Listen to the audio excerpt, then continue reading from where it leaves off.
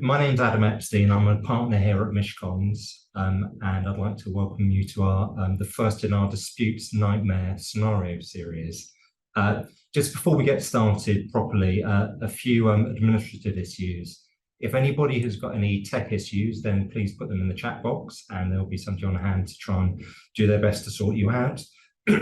And any questions that you have, if you can put them in the Q&A chat, and we will take a question at the end, and people will be able to follow up with us later on other questions that they've got, or if they want to otherwise engage with us. We'll be sending out an email on that.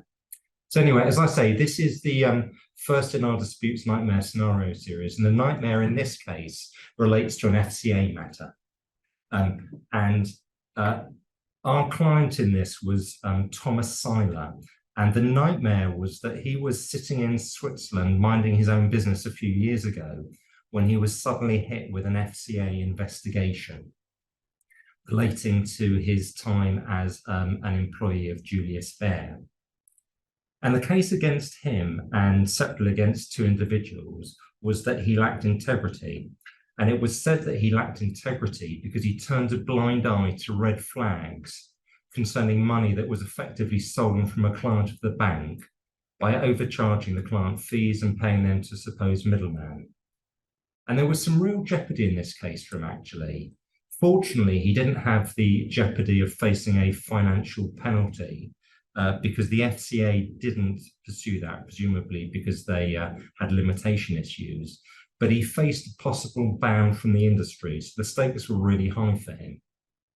So the process was that he ran through the investigation, and then we were in front of the internal FCA tribunal called the RDC, and the RDC agreed with FCA enforcement that he lacked integrity for those reasons, and we disagreed with that very strongly, as did the client. So he referred the case on to the Upper Tribunal. And the Upper Tribunal, as people may know, is far more like a court where there's proper cross-examination and all the issues are looked at in full.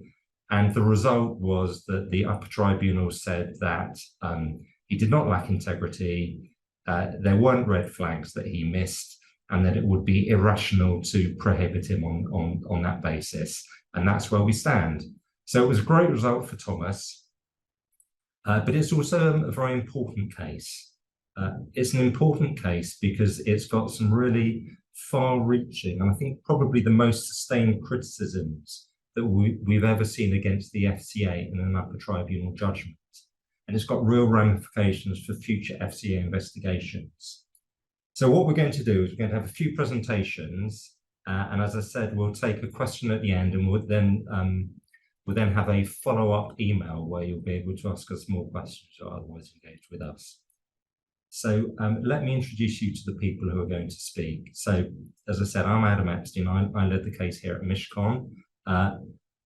Ben Strong Casey from One Essex Court was our lead barrister, and he will give you a few key takeaways from his perspective. I'll give a few from mine. We were going to have our client Thomas Seiler here, but real apologies, he's fallen ill and hasn't been able to make it, but he does send his apologies, and we obviously wish him well. So before Ben and I tell you our reflections on the case, I thought it'd be a nice idea to have one of our employment partners, Laura Penny, speak to you about managing employment issues when an investigation is in prospect or has started. So Laura, let me just hand over to you for a few minutes. Thanks very much, Adam. Yes, as Adam says, I'm one of the employment partners here at Mishcon, and the reason that we thought it might be quite helpful to have a few minutes from me, and I promise it's only a few minutes, is because very often in scenarios where you have the prospect or the actual of an FCA investigation, that the subject matter of that will be the subject matter that can also fall under an employer's investigation and disciplinary processes. And so quite a lot of my work and Adam's work together is that we will act for clients, either employers or employees, in tandem in those processes. For obvious reasons, those things that the FCA might be interested in terms of conduct and behaviours are things that employers may also be interested in. But there is a balance to be drawn between, and actually we very often find that it is the employment processes that get going first. The FCA is not known for its quick turnaround of picking up these issues. But frankly, employers are the ones on the ground and are more likely to be the people who may have discovered these issues in the first place in any event. And what typically happens in these processes is that you will then go through an investigation process. The investigation process will conclude as to whether there is anything that needs to be elevated to a disciplinary process. You will then go through a disciplinary process, and more often than not, there will then be an appeal pursued. So you will go through an appeal process as well. And there are various issues in terms of balance. As I say, those things often come first, but employees are often very cautious of participating in those processes, particularly when there is the real spectre of the FCA perhaps being involved either currently or at a later date. So you're likely to face a couple of challenges as employers that you may not in a typical disciplinary process. And those can be anything from employees not wanting to cooperate at all with those processes, to employees demanding lawyer representation in those processes because, on the back of an argument that they are potentially career limiting if the FCA does get involved. And so there are a few challenges to anticipate in pursuing the employment side of life. Equally, there is a balance between what the FCA might be looking at and what an employer might be looking at, and differing criteria, frankly, as to the reasonableness and the extensiveness of any investigation that needs to be carried out to conclude on either of those bases. The message really for you as employers, for those employers on the call, is you absolutely can pursue individual employment processes as against individuals, albeit that there may be, as I say, either the prospect or the actual investigation from the FCA ongoing. And indeed, in lots of circumstances, you will be obliged to do that. And you'll have a very difficult conversation with the FCA if you don't do that, frankly. So with all that in mind and that balance to be drawn on the employment front, I'm going to hand back to one of the people who was far more involved in this case than me on a hypothetical basis. That's Ben Strong-Casey, who Adam mentioned was the lead barrister on this from 1 Essex Court. So Ben, over to you. Thank you very much, Laura, and thank you to Adam for asking me to join from 1 Essex Court. There are really a huge number of points that one could talk about arising out of Judge Harrington's doorstop of a decision, but I just want to give you a brief taster on possible implications from just 3 points. And the first is that the case concerns events between 2009 and 2012, but the hearing in the Upper Tribunal didn't take place until 2022, more than 10 years later. The decision notice against the individuals didn't come until 5 years after the investigation had started, having proceeded, in the Upper Tribunal's words, at a glacial pace. The reason for that was the FCA's failure to staff the case appropriately, and that led to frequent changes of personnel, including 4 changes of head of department in the course of the investigation, and I have to say, a rather uncomfortable experience in the witness box for the FCA's last case manager, who they put up to explain what had been going on. Now, the Upper Tribunal's conclusion was that the authority should, and I quote, give serious consideration to whether it is appropriate to continue with an investigation which it doesn't have the resources to complete within a reasonable period of time, and where it has decided that its priorities for its limited resources lie elsewhere. Now, what would that mean in practice? Presumably fewer investigations. It might mean fewer proceedings taken against individuals, because typically corporates want to settle, with the FCA relatively quickly and move on, but individuals may have more to lose and may fight. So the FCA might see corporates as slightly lower hanging fruit. Well, we'll have to wait and see exactly how the FCA responds to this aspect of the decision, but they must have found it particularly bruising. Now, some of you might be wondering whether the implication is that if a party can drag out a case for as long as possible, the FCA will be inclined to give up rather than face more criticism. I rather doubt it myself. I also suspect that one effect of the case might be that the FCA is going to insist on very quick responses, particularly to the warning notice, which is the first part of the formal procedure. But if they do insist on very quick responses, that's going to lead to a different set of problems, because it often won't be fair to insist on speed at that stage. That's my first point. The second point concerns the tribunal's criticisms of the FCA for not obtaining evidence from relevant witnesses. And there are two aspects to note here, I think. First, the FCA didn't attempt to interview witnesses located overseas or even ask the local regulators to carry out interviews for them. Importantly, in this case, there was no interview with any of the overseas compliance staff.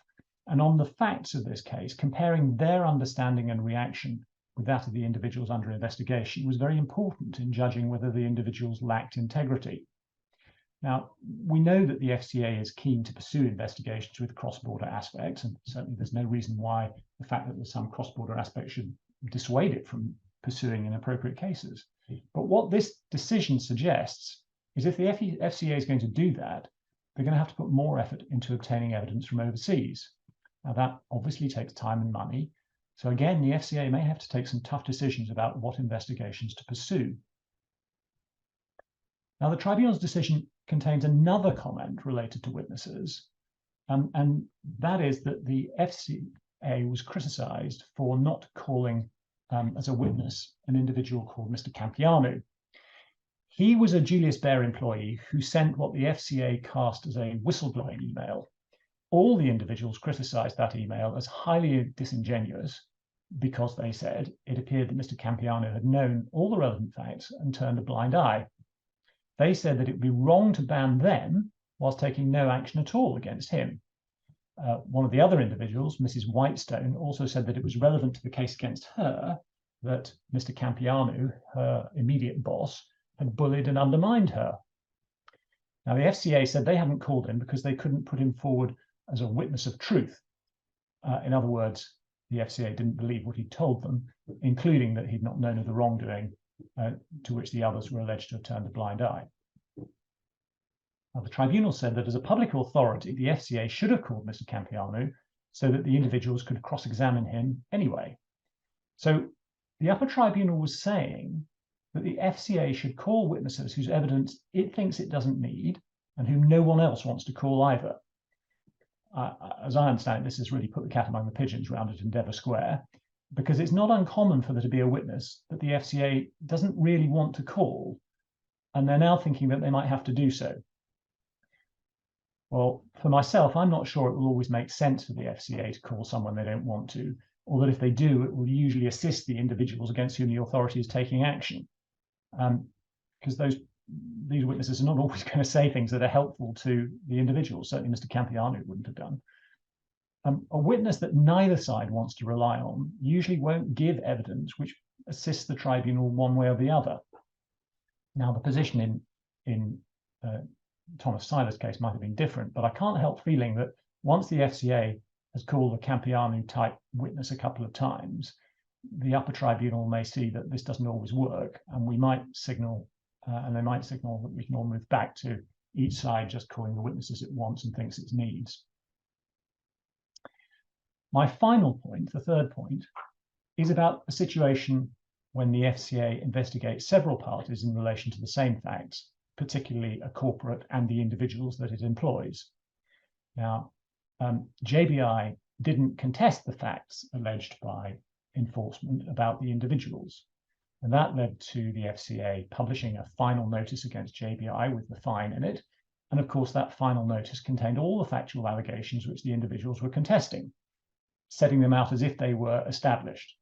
Now, the FCA agreed to add a note at the beginning about the fact the individuals were contesting it, but it wasn't a terribly satisfactory solution for the individuals. And the fact that the Upper Tribunal has now exonerated the individuals doesn't help them either if the FCA continues to publish the JBI final notice in full, as they've said they want to do.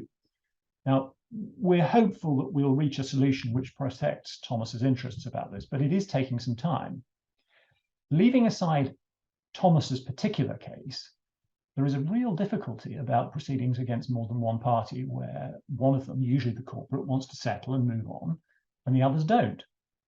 The FCA and the corporate won't want to hold up disposal of the case whilst the others fight, and it's also not very satisfactory to keep the outcome of the corporate case out of the public domain, potentially for years, while the individual's proceedings continue.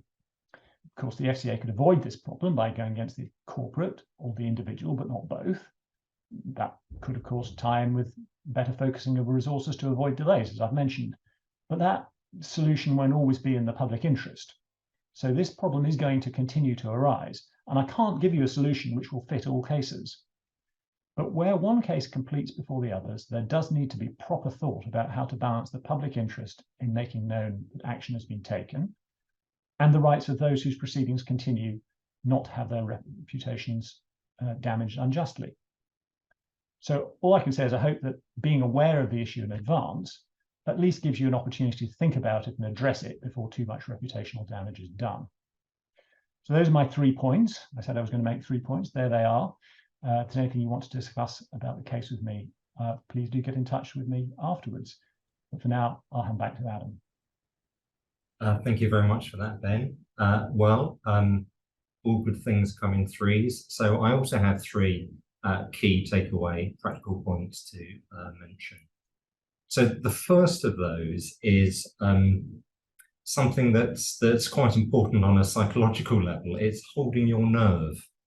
So and the importance of that. So the client here lost in the RDC, but carried on and won in the Upper Tribunal.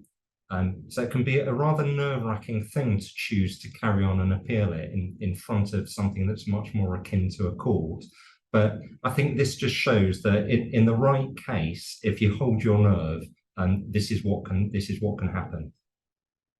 And the reason why I said before that it can be quite worrisome for people to be carrying on to the Upper Tribunal is for quite a few different reasons.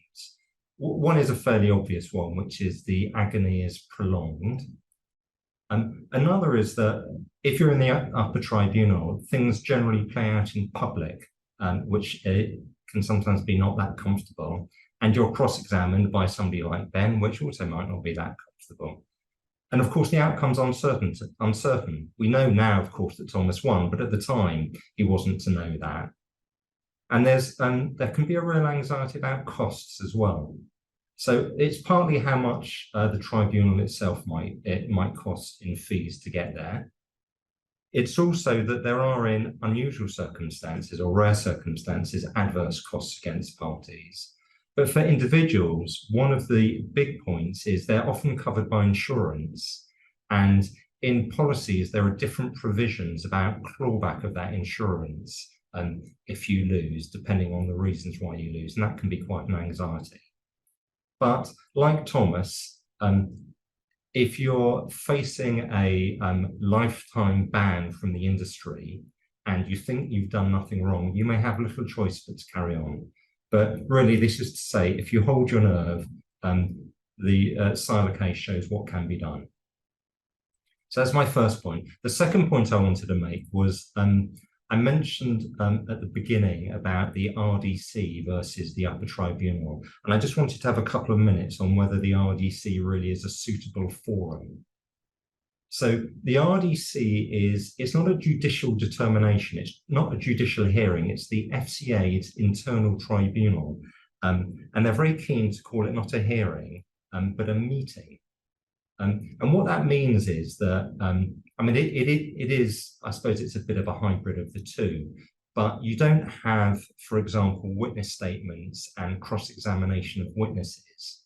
And so in a case like this, which has got actually quite a detailed factual matrix, which has got potentially contested witness evidence between 3 different witnesses and 3 different subjects, and each subject has got their own separate meeting, you can see actually there's quite a problem for the RDC in knowing how to decide a case where there's contested witness evidence.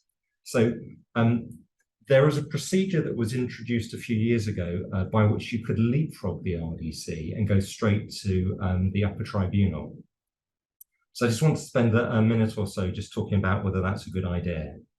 I think there are usually good reasons not to leapfrog, not least of which it is, if you go to the RDC, it means you have 2 bites of the cherry. If you go and you win, the FCA cannot appeal it, so that's an end.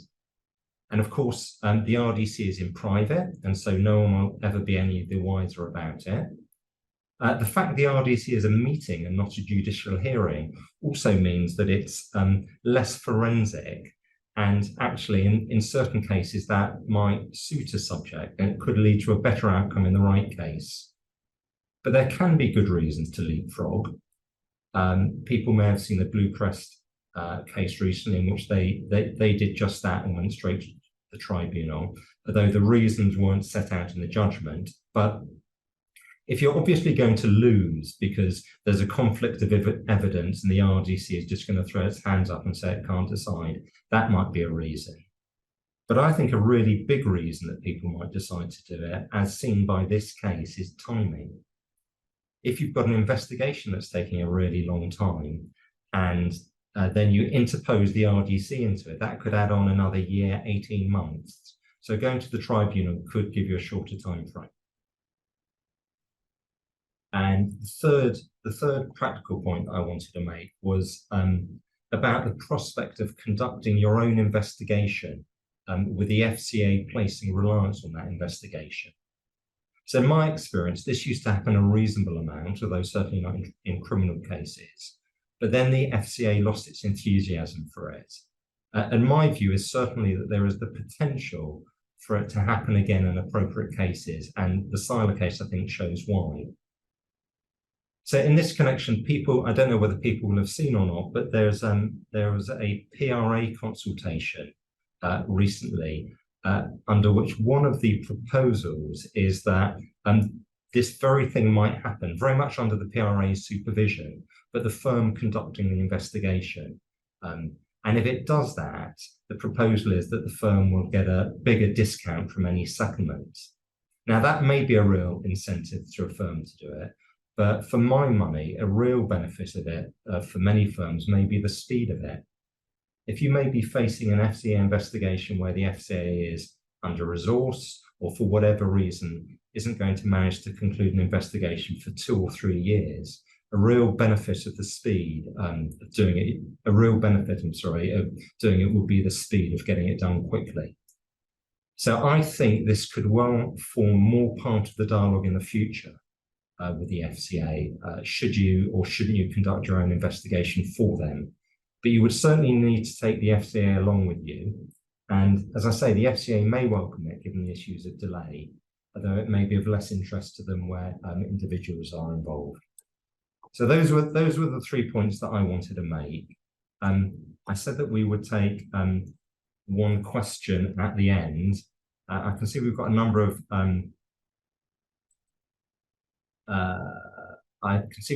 questions here, and I'm just flicking through them to see which may be appropriate. How about there's a nice question here from Simon Morris at CMS, who says to us, do you believe the tribunal will be this robust in future years after Tim Harrington has retired? Which I think is a rather good and possibly controversial question. Ben, do you want to have the first answer at that? I don't know is the answer to it. It depends who takes over. And I have to confess, I don't know if you know, Adam, I don't know who is going to take over. Do you know who it is? I don't, and I also heard a rumor, but maybe I am actually starting and circulating this rumor now by doing it on this call, that he was maybe going to hang on for a little bit longer, but I haven't heard the latest on that. Well, I mean, the answer to the question is it obviously depends on who it is. I don't see any reason why why the Upper Tribunal would be any less robust than Tim Harrington. I mean, there have been a number of cases where the FCA has not conducted its investigation as thoroughly as it might, and in particular has made mistakes in the document gathering exercise. And when that keeps happening again and again and again, now Harrington got very, very frustrated about it in our case, but if it happens in another case, I would have thought the tribunal would be just as frustrated. Though I suppose what Simon will know, and maybe others on the call will know, maybe they won't, is that Tim Harrington was chair of the RDC for a long time. Obviously, you know that, Ben. And he was, as chair of the RDC, he was actually very critical of FCA enforcement in a number of cases that I've seen, in ways that I've not seen so much from subsequent chairs. So as Ben says, it depends entirely who takes over. But my suspicion is that maybe Judge Harrington is possibly a little bit more robust than others, maybe. And you also wonder whether, being his last case, if it really was, then maybe it was a bit of a swan song too. But the other thing I'd say about it is it'd be interesting to see whether they continue with the way in which this has happened before, where Judge Harrington has really done most of the financial services cases, or whether they spread it around a bit more in the way that used to happen to a greater extent. That's true. We may see other people being less bold if that happens. Maybe the opposite. Anyway, thank you for that question, and thank you for that, Ben, and Laura as well. As I said at the outset, there'll be an email going out within the next couple of days, which will give people an opportunity to engage more with any of us or to ask further questions. So I'm just going to say thank you very much from all of us for attending, and we hope you found this taster session into the issues raised by the Seiler case useful. Thank you.